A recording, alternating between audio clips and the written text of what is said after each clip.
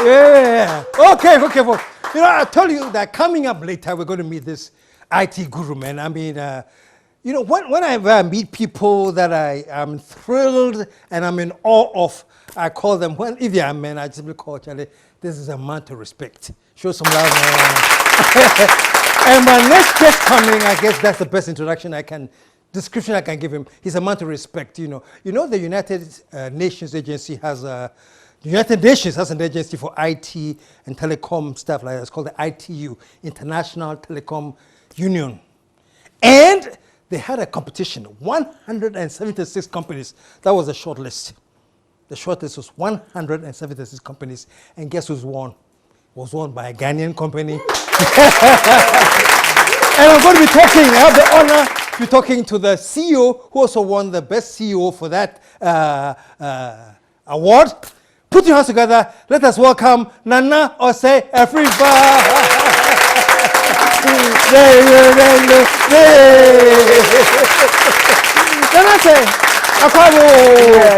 Welcome to the show, man. Thank you. I'm so glad that I get a chance to host you. I am so happy to be here. It's a real honor and a real pleasure. Thank you for having me. The honor is ours, man. Thank you. And I was talking in the beginning, and I mentioned some of the amazing awards. This is just one of them, the ITU one. Yes. You won for best business model? Yes. And we also had the award for IT company with the most social impact. IT company with the most social impact. Yeah, show some love, man. And there was a third one. Yeah. Something with value added services, was it? Yes. We also won the Ghana Telecom Awards. Ghana Telecom and IT Awards, actually that's the full A for it, and it's for Software Company of the Year. We also won for Telecom Value Added Services Company of the Year, and for me personally, I was the IT Entrepreneur of the Year. So, show some love, man.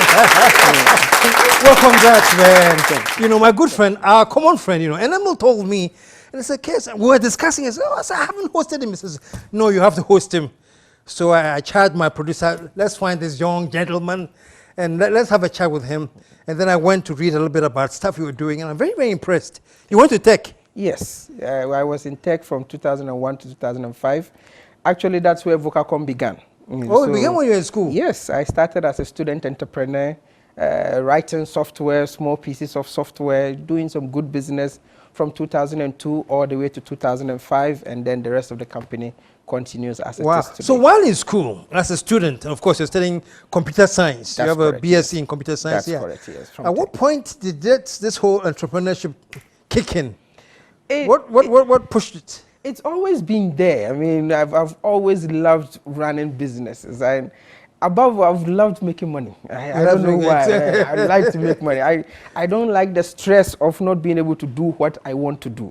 You know, and money is one of the key things that opens the doors to many things that you would want to do. So that part was always important to me. But I always wanted to create something. And I realized people were happy to pay money if you were creating the right things for them. And so that's really where I started from. In school, I had a conversation. It was really an innocuous conversation. And to be honest with you, a lot of the stuff that we've done and a lot of the breaks that we've had in our lives have happened in conversations that we were not really taking very serious. You know, wow, so this is a conversation just a normal conversation. Yeah. I'm talking to an insurance manager who is complaining about not having the right software to do their things, complaining. I say, oh, you know, I do computer science in tech, right? And tech is one of the best universities around. And I'm one of the best people. Just a lot for tech, man. So if you would permit, give me about 2 weeks. I will bring you a piece of software to try out. If you like, then you pay me for it. If you don't like, then you lose nothing. You know. Said, are you sure? You know, you these young men of today, you talk too much. You know? Like, yeah, I'm very sure. Okay, you have a month. Bring me something. So I went back to school, talked to a few friends, and said, look, we have a month to put things together. What can we do? And a friend introduced another friend called Kwame Edu-Ansere. We called him Dre back in school. You know. He was one of the best developers I knew back in the day. You know. So he came and said, yeah, we can do it. Let's just put our hands to it and do it. And then we knocked things together in less than 3 weeks. We submitted the document, the packaged to them, they loved it. Wow. And immediately paid. It wasn't like go and come, nothing. Just we love it here. Here the money. Here's your check. When they gave us the check, we didn't even have the company properly set up. Well, this was the students hanging and just doing stuff. So immediately we went to Registrar General, put the paperwork together, and registered the company properly as Vokacom Enterprise. Vokacom Enterprise. Okay. Now, the Vokacom Enterprise, I named it after my uncle Victor. He was the man who actually set me on the computing path.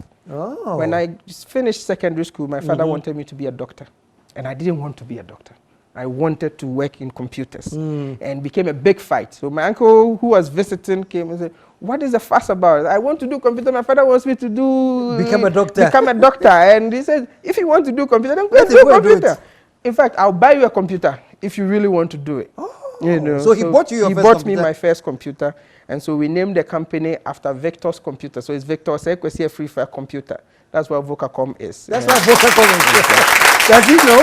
Yes, he's around. And he knows. And he's very proud. I mean, he's never stopped telling me how proud he is, of how far we've managed to bring the dream, because this conversation was back in 99, and 20 years down the line, I am winning Entrepreneur of the Year, all because he gave me that start. So I'm truly grateful to him, and he's so proud of what we've achieved so far. How about your dad? How's he feeling now? Is he around? No, unfortunately, I had to bury my dad just 26th of August. Oh, very recent. Very, very recent. Oh, sorry for your loss. Thank you, sir. He was 80, so he had a good life. Yeah, good life. Life well spent. But he got to see a little bit of your greatness emerging. He was really pleased. I remember the first time he came to my office. He hadn't come anywhere near the business. Every time I'm telling him I'm doing this computer thing, he's always say, hey, this computer thing, what is it you are doing? He's a lawyer, so he couldn't get his head around the whole computer. So one day I said, okay, come to the office.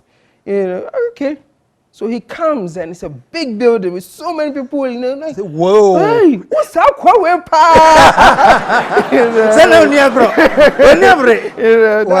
that for me was that confirmation finally from my father that I had made the right choice and I had done the right things in life. It was really important to me, and I'm so grateful.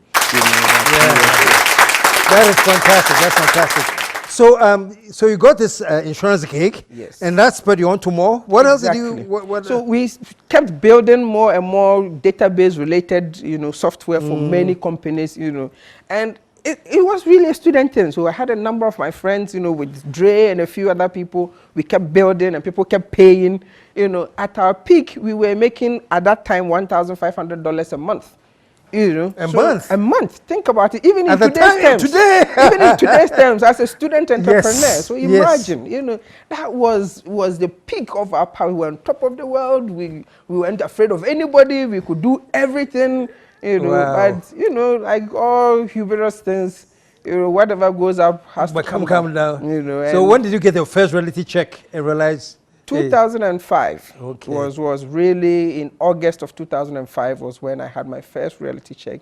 The company completely went bankrupt. I mean, it's really because in Ghana we don't borrow money to run a business, so you can't go bankrupt. So technically we didn't go bankrupt. We just stopped working. But if we had borrowed other people's money, we would have gone completely bankrupt. We had no money. I had to go and work, learn again what it means to run a business.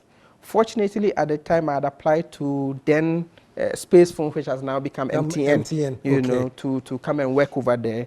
They took me in, taught me IT properly, gave me structure, and all that. So, in Ghana, I've only really ever worked for MTN.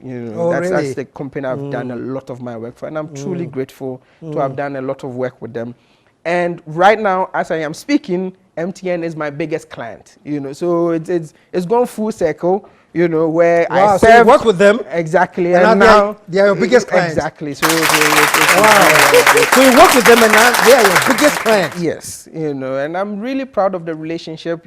Sometimes when you work for a company and you are leaving, it becomes acrimonious and, you can't even go back there. I am happy that we've managed to manage that relationship really well, and I'm still doing good business with MTN, and I am really happy about it. It's a really good company, fantastic group of people there. Fantastic. Fantastic, fantastic. And not only MTN, you are working with all the telcos Yes. doing business with you? Yes, in fact, we've been doing good business with all the telecoms from 2011 till date. So we are doing business with Vodafone, with Airtel and Tigo as separate companies, but now as one company, Airtel, Tigo, know.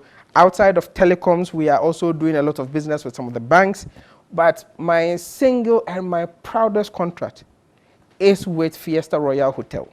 That is the contract that always fills me with pride. Big money?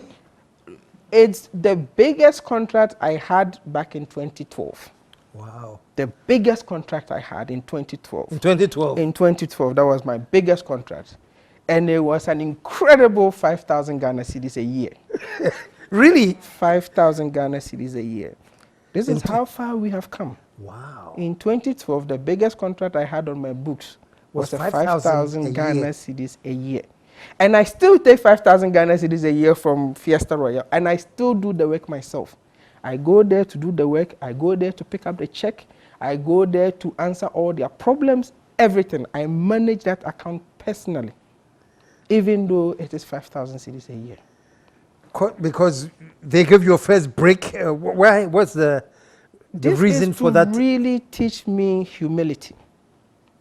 At a certain level, when things are good and you are succeeding and, proud to by 2015, we were already making $10 million a year. So here I am in 2012, my biggest contract was worth 5,000 cedis a year. Wow.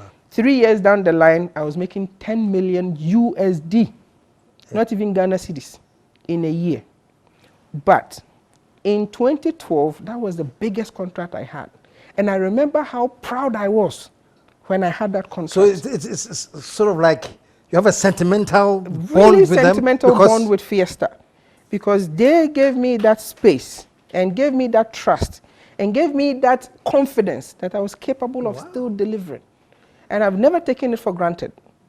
So I still manage that contract, even though on a normal basis, some of the big contracts that we have, I don't even go and meet some of these clients. I have other people do that work. But when it comes to Fiesta Royal, I still do it. 5,000. 5,000 a month isn't even enough to pay me. But here I am chasing 5,000 in a year just to teach me humility. Because it wasn't always like this.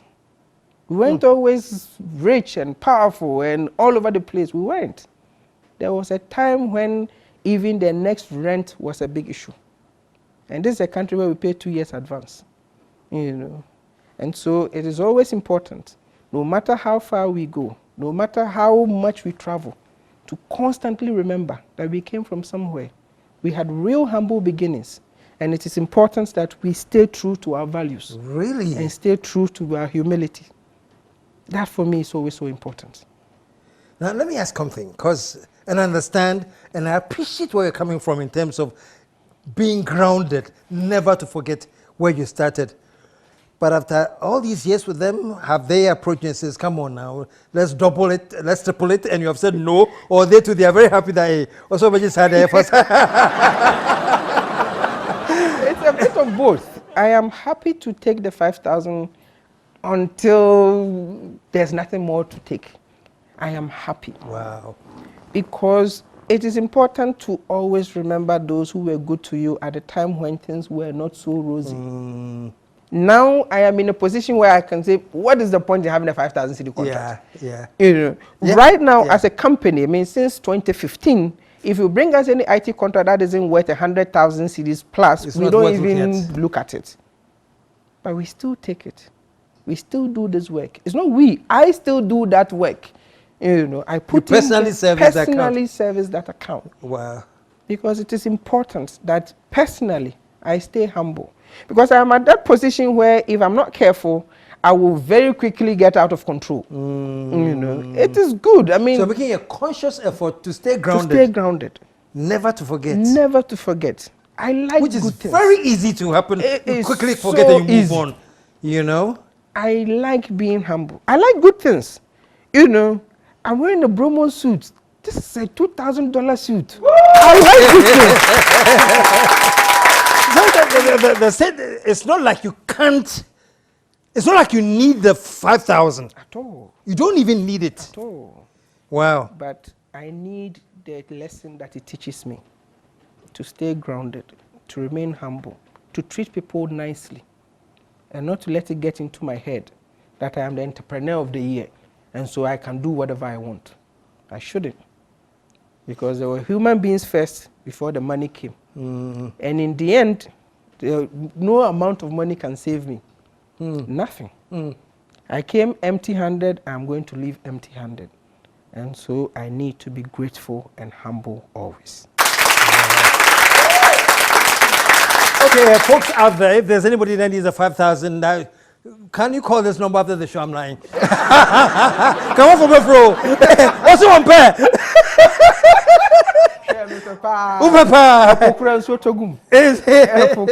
Oh, but that's fantastic. That's fantastic. But you're looking back now, you know, this entrepreneurship, getting your gig with insurance people, working with MTN as somebody they employed, and now they're your biggest client. Yes. How have you seen the journey? I mean, when was your first big break that took you over the top? The first big break happened in 2013.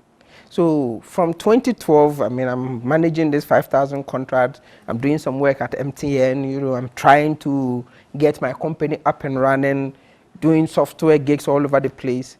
And I have a conversation with somebody in telecoms who needs a bit of software. Mind you, at this time, my biggest software is 5,000 cedis a year. So I'm talking to the guy. He says, oh, we have this problem. I'm like, oh, same thing. Customer back in 2003.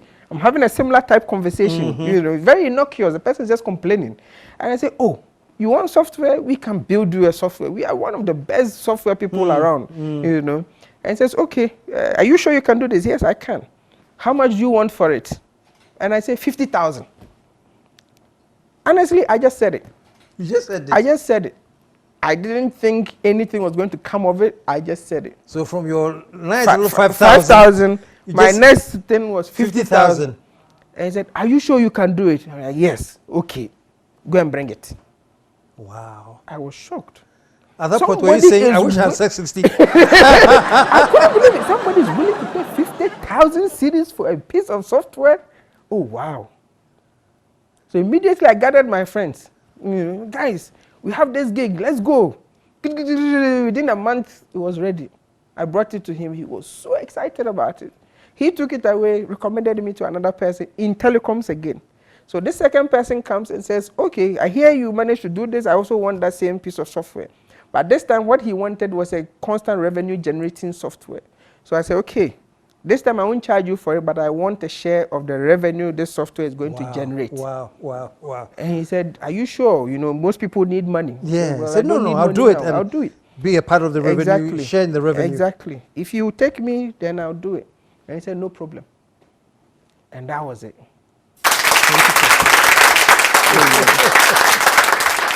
When we got this, I started dreaming. You know, at what point will I stop? And I said, if I make my first 1 million, I want 1 million Ghana cedi.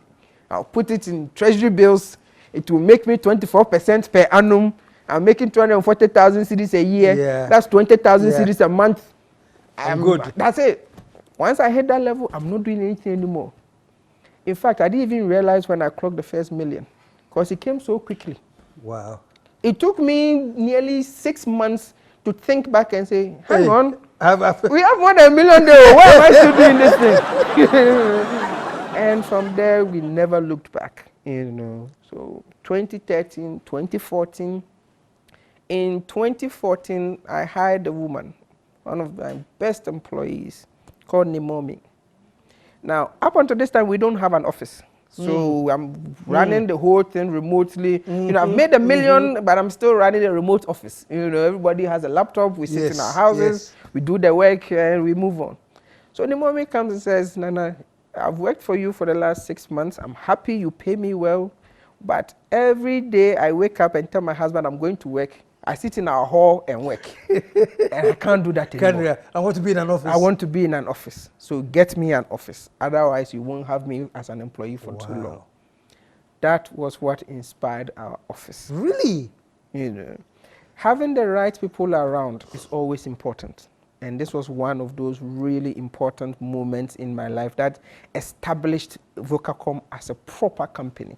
You know, as up until now, we're making money and all, but really, in most people's minds, we were just a virtual company. You know, having the money to push for this one thing is what settled the company as a full business.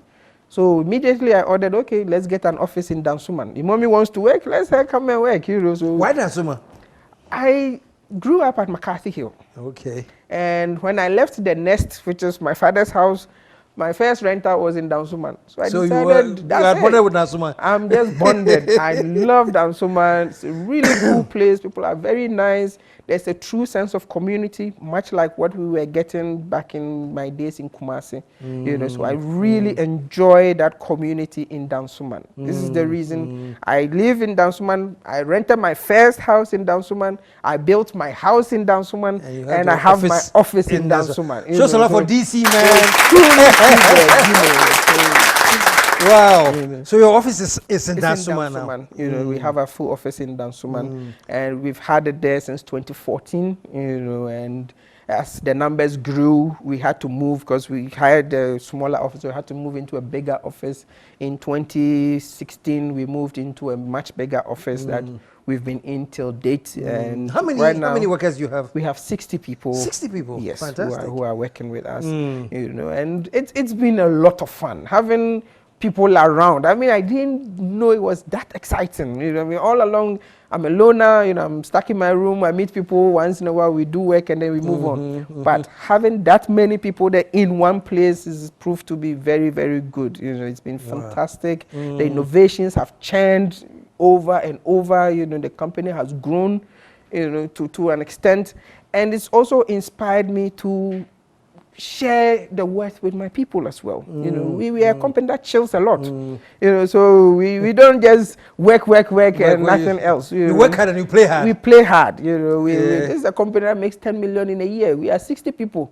Per capita, we probably make more money than most companies. You know, we are only 60 people turning 10 million every year. What do we do with all that money? You know, so after we finish paying off all the things we need to pay off, every year we go out, you know, as a company, go stay somewhere for a number of days. Some of the best hotels, you know, I'm always insisting. If the hotel is less than 4-star, we are not entering. You're not coming there. Nope. So minimum is 4-star, 5-star. So we kept going to every hotel in Ghana. We ran out of hotels. So in 2016, we had to go, the whole crew went to Dubai. Really? 2017, we went to South Africa. You know, so there's a lot that we are claiming. The whole company, you know, everybody. Let's go. Fantastic. So, there's one more time I'm going to recommend in Ghana, man. It's so beautiful. It's called Cactus Creek. So I'll invite you and your gang, you know, to Cactus Creek. They come and chill there small and we will come. If it can take 60 people though, 60 rooms. No. That's the minimum, and normally we invite other people to come. So it's a whole. It's all of us. Normally we take a minimum 80 rooms every time we move. You know, so not a lot of places can accommodate us, unfortunately. Wow. You know, but if it can accommodate, if it can give us 60 rooms, I'm sure some of us will pay. You know, just for that experience, we'll talk about it. Just a lot, man. But you, and I'm listening to you, man, and I've read a lot. Your hard work, the perseverance, everything that you put in, it's so amazing. And I'm listening to you, and I'm comparing it to things I heard about Vokacom. When there was a contract to do the GPS, I see in Kwanankolabi from Tech, and did you hear most of the rumors about the GPS address system that you built? Yes, you know, it was very unfortunate, you know, that people who never knew us didn't even try to know us and just peddled false rumors about us, and other people bought into it and kept running with it. You know, that was very, very unfortunate. And as a country, sometimes it really hurts. You know, if I do business in many West African countries, if I was doing business in Liberia and they were running us down, that's okay. You can sort of understand. I can understand, you know, that they have their own country people. These people are coming from somewhere to take their money.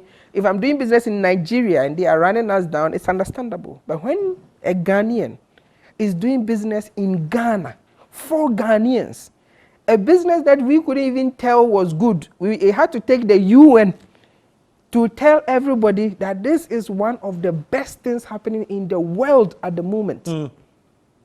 You know, and my own people are running me out of town. It becomes very unfortunate, and it hurts. You know, for us to become that vicious. You know, there were people who were saying very negative things about our company. You know, I had plenty, so you don't even have to. It was very unfortunate. You know, but the fact of the matter is, this is a company that from 2015. The 2014 year close, so 2014, 2015, 2016, 2017, until we took that contract, every year had made $10 million in annual revenues. Every year. Wow. It was part of our 2016 2015 end of year strategy that the board complained that we've made the same money for 3 years. And now what is happening? You know, is the company at its peak? Can we ever grow? Or this is as far as you can take this business? And I said, well, we made a conscious effort to say that we will not do government business. You know, but in every country, the biggest paymaster is the government. None of these big companies we see around isn't doing business with one government or the other. So if we want to grow out of where we are now, then we need to start doing government business. So in 2016, we started to work on a strategy to do government business. Digital address was our first government business. And digital address was 9.9 million Ghana cedis. The previous year, we made 45 million Ghana cedis. And digital address was 9.9 million. The year we did digital address, we still made 50 million Ghana cedis. Digital address didn't even add much to the bottom line. When you convert it, taking depreciation, when you convert to dollars, it was still the same number of dollars again.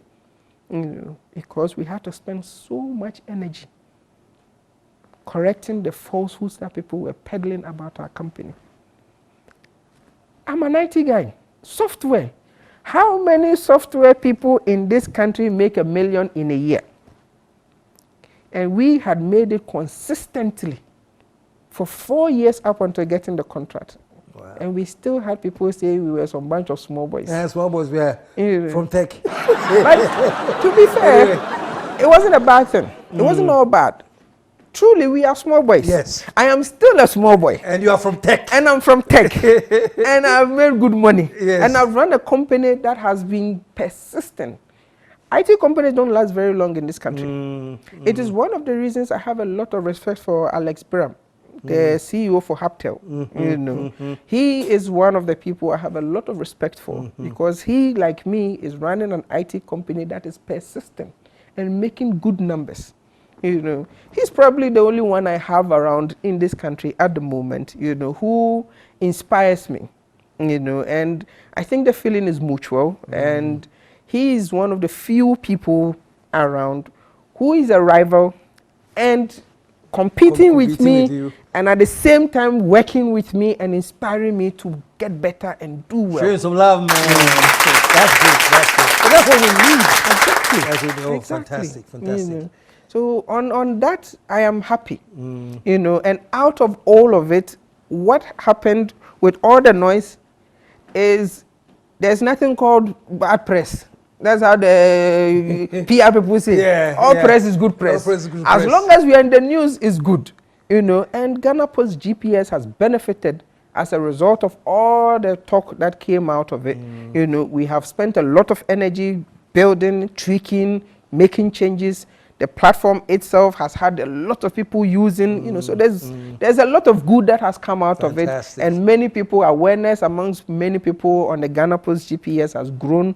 And we are also still working on making it a much better product than it is at the moment. And show some love, man. And you're married with kids? Yes. Who's your wife? She's Florence, and she used to be a banker. She's now trying to change careers to become a lawyer. Okay, so she's happy, and sometimes the stress gets to all of us. Yes, so once in a while we try to also chill out a bit. So Say, okay, let's go here, let's do this, let's do that, because there's not a lot of time that I get to spend at home. Yeah. And there's quite a lot going on there. My mother is always around, you know, causing a lot of trouble. She's watching now. Yes, you know, so she's my biggest fan, actually. You know, she causes a lot of trouble. If she was here, she'd be all over the place. Really? You know, you can't miss my mother. Maybe I invite you and her one day. She won't let me talk. You know, she will take over the conversation and just knock everybody off. You know, so she's there. My father was also always, you know, very, very supportive. Unfortunately, he's no more. But it tells me I'm a man now. Yes. You know, because now until my father passes, I'm still a boy. Now I'm a man. You're a man now. Yes. Well, congrats, man. Thank you. It's an amazing accomplishment. Like I said in the beginning, I consider you a man to respect. Or let me make it general. I consider you an individual to respect. You know, you've done well. You've done well. Thank you. And I think people listening to you have learned a lot. Humility, not forgetting where you started, to the extent that you're still holding on to a 5,000 CD payroll per year just to keep you grounded, to say this is where I started and I will never forget that. It's beautiful. Yes. Keep it up, man. Thank you, sir. Keep it up. And I'm sure you're going to be getting more and more and more awards. Is there any one particular award that you want to earn in your life and say, man, I've had it maybe, or not yet? There's one more award I am looking forward to. Okay. You know, and I don't know how I'm going to get it, but I just need to keep working hard, and one day I'm sure it will come true. Really? That is the CIMG Marketing Man of the Year Award. Show some love. That is the one award I Really? want. That will be the last one. After that, no more awards. Yeah, sure. No. Pack my bags, go off, retire, happy, knowing that I have achieved. You know, I am a guitar software company of the year. I am a guitar entrepreneur of the year. I am an ITU, you know, person of the year. There's a lot going on. You know, the Enterprise Foundation, you know, Excellence Awards. There's a lot that we've been recognized for. But outside of the general recognitions, there's a lot that my people are happy about. You know, because at the end of the day, I work with those 60 other people, you know, whom if they are not happy, will run the business to the ground. Exactly. So for me, that is the most important award every year. That we get to have our end of year party. We get to break from business. So right now the business is closed, you know, until January. You know, we get to break. We get to go on our away day trips. We get to do our management away day trips. These are things I look forward to. Spending time with people who are supporting myself, my family, and above all, my dream. You know, right now, this year, we sat again, much like we did back in 2016, to decide the future of the business again. And this time around, we don't just want to become one of the big companies. We want to become $1 billion company by 2035 that improves lives in Africa. This is where we are headed. Fantastic. $1 billion company in that Africa. improves lives in Africa. Exactly. You've just gotten him into trouble, though. You know what you have done? You've gotten him into trouble right now. Talk to me, sir. We have a staff meeting coming up, and I can see the staff bringing up the issue of vacation. Boss, why are we still working? So you put me into trouble, but we'll handle it. Show some love one more time. Congratulations, you have done great. You. And Thank you. When you do get that Marketing Man of the Year award, please make this your first stop. Definitely, I'll be here. I'm really looking forward to coming here many, many times. And it will happen. I watch this show all the time. I started when it was Thank God It's Friday. Oh, wow. You're a member. I've been a member for a long time. But I've been a member on the outside looking in. Okay. You know, so I'm glad I'm now on the inside. You know, so show some love one more time. Really fantastic. And stick around, folks. We'll be right back. Day of Christmas, my true love gave to me a partridge in a pear tree. Say what? On the second day of Christmas, my true love gave to me I and a mammo and a partridge in a pear tree. Day 3. On the third day of Christmas, my true love gave to me fans and a cat here. Paya Nyamamu and the partridge in the bedry. Day 4. On the 4th day of grace, as my true love gave to me. God on your bempine, Fanta de Cantier. Paya Nyamamu and the partridge in the bedry. Day 5. On the 5th day of grace, as my true love gave to me. Young boy, go to be rich. Jingle, jingle, Yalewa, Katieni, Kopaya Tutu, and the partridge in the bedry. Day 5.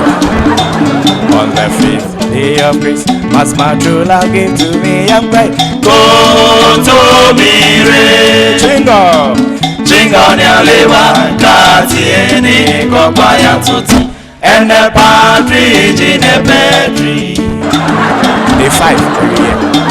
On the 5th day of grace, as my true love gave to me, young boy, go to me, jingle, jingle Yalewa, Katieni, Kopaya Tutu, and the partridge in the bedry. Bronya.